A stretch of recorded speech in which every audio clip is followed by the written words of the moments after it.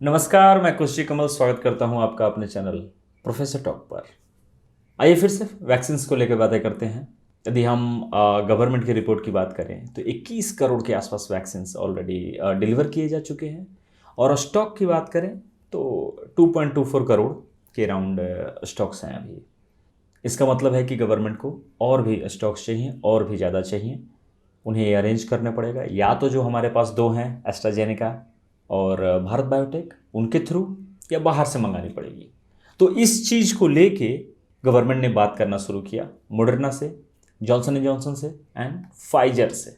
और एक लंबे बातचीत के बाद और नीति आयोग ने फाइनली घोषणा की है कि जून और जुलाई के बीच में आपको फाइजर की वैक्सीन जो है वो मार्केट में अवेलेबल होगी, लोगों के लिए अवेलेबल होगी।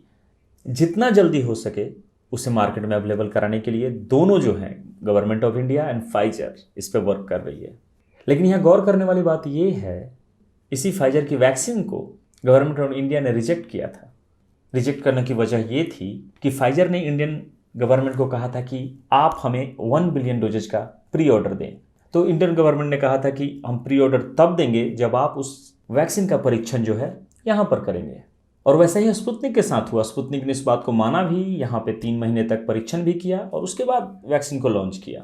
और यही बात भारत सरकार ने जब फाइजर के सामने रखी कि आप यहाँ पर परीक्षण करें, यहाँ के लोगों पर परीक्षण करें, तब हम आपको प्री ऑर्डर करेंगे, तो उन्होंने इस चीज़ को मानने से इनकार कर दिया और अपना अप्लीकेशन विड्रॉ कर लिया।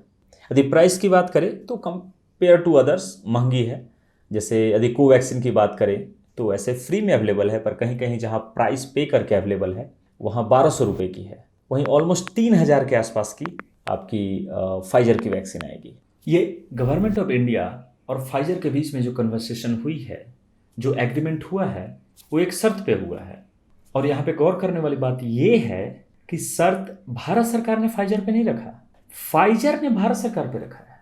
एक लीगल टर्म है इंडेमनिटी, वो इसी एग्रीमेंट की वजह से हाईलाइट हुआ है, वैक्सीन इंडेमनिटी। थोड़ा ब्रीफ में समझते हैं कि वैक्सीन इंडेमनिटी है क्या। फाइजर ने यह शर्त रखी है कि यदि मेरा वैक्सीन इस्तेमाल करने के बाद यदि किसी को कुछ होता है, किसी भी प्रकार का नुकसान होता है, तो वह व्यक्ति, वह पर्सन जो है, वो फाइजर को सू नहीं कर सकता, कोई भी लीगल केस या किसी भी तरह का क्लेम नहीं कर सकता। और फाइजर जो है वो किसी भी प्रकार के नुकसान और हानि का भरपाई नहीं करेगा। मतलब फाइजर जो है वो अपनी बॉटल में जहर ला कर दे दे और इंडिया की आधी आबादी को अपंग बना दे, लेकिन फाइजर को कुछ कहा नहीं जा सकता, क्योंकि भारत सरकार ने उसके ऊपर से इंडेमनिटी रिमूव कर दिया है। वाह, अमेजिंग। यदि फाइजर यहाँ पे वैक्सीन देती है, उसका कोई सीवियर एडवर्स रिएक्शन होगा, लोगों की जानें जाएंगी, लेकिन उसे नहीं कर सकते। मतलब भारत सरकार जो है वह जानबूझकर भोपाल गैस त्रासदी जैसी कांड को दोबारा होने के लिए आमंत्रित कर रही है। यदि आपको वैक्सीन इंडेमनिटी को समझना है तो मेरे मित्र हैं महिपाल सिंह राठौर, उन्होंने बहुत अच्छी वीडियो बनाई है, बहुत ही डिटेल में बनाई है। उनका वीडियो का लिंक मैंने डिस्क्रिप्शन में दे रखा है, आप वहाँ पर जाकर इसके बारे में डिटेल से पढ़ सकते हैं। ये तो हुई इंडिया की कहानी। फाइजर पर हाई लेवल बुलिंग करने का आरोप लगा है लैटिन अमेरिकन कंट्रीज के साथ, अर्जेंटीना एंड ब्राज़ील के साथ। फाइजर ने अर्जेंटीना और ब्राज़ील पर इंडेमनिटी की शर्त तो रखी ही कि यदि किसी भी प्रकार के मानहानि का मुकदमा उनके ऊपर नहीं हो सकता या किसी भी प्रकार के नुकसान की भरपाई वो नहीं करेंगे। उसके साथ उन्होंने नेक्स्ट लेवल डिमांड रखा कि यदि फाइजर जो है वो फ्रॉड में पकड़ा जाता है या किसी भी तरह के गलत कामों में पकड़ा जाता है, क्योंकि फाइजर का इतिहास देखेंगे तो ब्राइबिंग के लिए मशहूर है, तो यदि किसी भी इलीगल काम में, नॉट ओनली वैक्सीन, कि यदि वैक्सीन खराब है या वैक्सीन बेकार है या वैक्सीन का एडवर्स कंडीशन है, whole organization of the Pfizer यदि किसी इलीगल काम में पकड़ा जाता है तो भी उस पर मुकदमा नहीं चलेगा। और उसके एवज में, वैक्सीन के एवज में उन्होंने मांग की है कि मिलिट्री बेस, एयरपोर्ट, मतलब एक फार्मा कंपनी जो है एक कंट्री को इस पेंडेमिक के क्रूशियल सिचुएशन में बुली कर रही है। ये हाल है वर्तमान के वर्ल्ड का, ये इतने पावरफुल है। वहीं शर्तों को इस लेवल पर जाने की वजह से अर्जेंटीना एंड ब्राज़ील ने मानने से मना कर दिया है शर्त। वहीं कॉन्फिडेंशियल तौर पर 50 देशों ने एग्री किया है एक्चुअली, क्योंकि मैं वैक्सीन को लंबे समय से फॉलो कर रहा हूँ। वैक्सीन में जो भी अपडेट होते जा रहे हैं, पॉलिटिकल बेसिस पे हो या साइंटिफिक बेसिस पे हो, जो भी अपडेट्स हो रहे हैं मैं उसको लगातार फॉलो कर रहा हूँ। तो एस्ट्राजेनेका कोवैक्सीन के यहाँ होने के बावजूद यदि आपने मीडिया में ऑब्जर्व किया हो तो फाइजर की बातें निकल कर आने लग गई। फाइजर की वैक्सीन चाहिए, फाइजर की वैक्सीन इंडिया में क्यों नहीं आ रही, ये मोदी गवर्नमेंट क्या कर रही है, फाइजर की वैक्सीन क्यों नहीं मंगा रही। और ये चीज़ें कहाँ से आने लगी, लेफ्ट लीनिंग मीडिया से, स्पेशली जो मोदी विरोधी हैं उनसे आने लग गई। अब कुछ समझ में नहीं आ रहा था कि चल क्या रहा है, और धीरे धीरे करके ये जो आवाज़ है वो ऊंची होती चली गई और डिमांड बढ़ती चली गई, और फिर यहाँ वैक्सीन की शॉर्टेज। अब एक छोटा सा एग्जांपल देता हूँ कि शुरू कहाँ से हुई है। सपोज दैट ये गार्जियन इंग्लैंड का one of the biggest newspaper है, उसका ये आर्टिकल देखिए जो ये कह रहा है कि Pfizer and AstraZeneca highly effective against India Covid variant B1617, highly effective है, ऐसा इन्होंने कहा है न्यूज़पेपर वालों ने। जबकि एक इंटरव्यू में जिस व्यक्ति ने, बायोनटेक के जो फाउंडर हैं, जिस व्यक्ति ने वैक्सीन बनाई है, उसने कहा है कि एफिकेसी जो है 95% से 75% गिरकर हो गई है B1617 के अगेंस्ट, और यहाँ न्यूज़पेपर कह रहा है कि हाईली इफेक्टिव है। ऐसे चलता है प्रोपेगेंडा। तो ये चलते हैं पहली चाल, फिर इसको फॉलो करते हैं कुछ 2 कौड़ी के इन्फ्लुएंसर और celebrity, for example Chetan Bhagat. यदि चेतन भगत के इस ट्वीट को देखें तो Pfizer vaccine one of the best ones use the most developed country applied for permission in India in December 2020. India insist asked them to do more study here. Pfizer withdraw its application in Feb 21. Imagine life saved we allow the vaccine from the December itself. किसी के दलाल होने का, किसी के नीचे गिरने का एक लेवल होता है, पर ये इस बिकाऊ आदमी का कोई लेवल नहीं है। यहाँ पे साफ इन्होंने लिखा है कि जब स्टडी करने से, इंडिया में स्टडी करने से फाइजर ने मना कर दिया तो गवर्नमेंट ने उन्हें अप्रूवल देने से मना कर दिया। लेकिन उसके बाद ये कह रहे हैं कि फाइजर होता तो इतनी जानें बच जाती।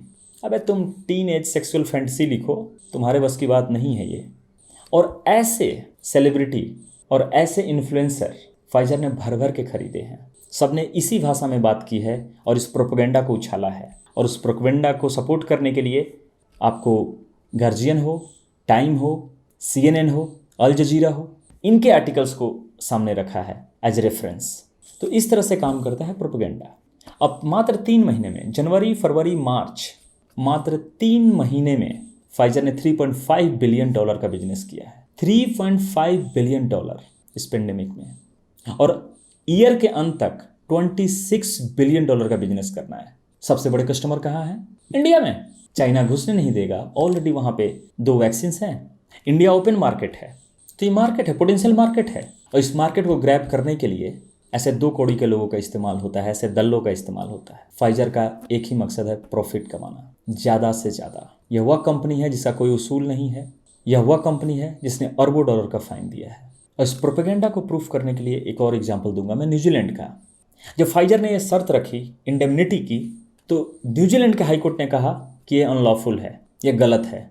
इस तरह की एक नागरिक का अधिकार जो है वह नहीं छीना जा सकता। यदि आप नागरिक का नुकसान करते हैं, किसी सिटीजन का नुकसान करते हैं, तो आपको तो भरपाई देनी पड़ेगी, आपकी दवाई है। आप यहाँ से बिलियंस ऑफ डॉलर कमाने वाले हैं, तो आप जिम्मेवार हैं, जिम्मेवारी लीजिए इस चीज़ का। और यही जो न्यूजीलैंड की PM हैं, उनकी कैबिनेट ने बैक हैंड, अपने कोर्ट के मना करने के बावजूद बैक हैंड इस बिल को पास कराया और फाइजर को अलाउ किया। न्यूजीलैंड की PM best of the best, वो भी उतनी ही बिकाऊ हैं जितना दूसरे देश के। और इस तरह से काम करता है प्रोपेगेंडा, इस तरह से बिकते हैं लोग। लेकिन मेरा सवाल ना ही चेतन भगत से है, ना ही गार्जियन से है, ना ही न्यूजीलैंड की PM से है। मेरा सवाल इस गवर्नमेंट से है कि आखिर आपकी क्या मजबूरी है? किस मजबूरी पे आप ये शर्त मान रहे हैं? किस मजबूरी पे लोगों के जीवन को दाव पर रख रहे हैं? क्या इस देश में US और इंग्लैंड जैसा ही फार्मा कंपनी का लॉबी जो है इतना स्ट्रांग हो गया है, या आप खुद बिक गए हैं? फिलहाल तो यही सवालों के साथ मैं इस वीडियो को ख़त्म करना चाहूँगा। लेकिन नेक्स्ट जो वीडियो है वो मैं 2 टॉपिक पर लेके आऊँगा कि फाइजर जो कंपनी है उसके क्राइम्स क्या हैं, क्यों भरोसे के लायक नहीं है फाइजर। और दूसरा होगा ये सिंहासन पर बैठे लंगूर। फाइजर ने वैक्सीन देने की बात कही भी नहीं और उन्होंने अनाउंस कर दिया कि वैक्सीन मिलते ही हम बच्चों को वैक्सीनेट करेंगे, बिना ये जाने कि वैक्सीन सेफ है भी या नहीं। तो इन 2 बातों पर चर्चा करूँगा मैं। तो प्लीज़ लाइक करें, सब्सक्राइब करें, बेल आइकॉन दबाएं, शेयर करें। और मैं आपके विचारों का भी स्वागत करता हूं। कमेंट बॉक्स में आप मुझे बताएं कि आप क्या विचार रखते हैं। क्या भारत सरकार ने सही किया या गलत किया, या हम एक डार्क टनल में दौड़ते चले जा रहे हैं। चलिए, आप सभी अपना ख्याल रखें। धन्यवाद। जय हिंद।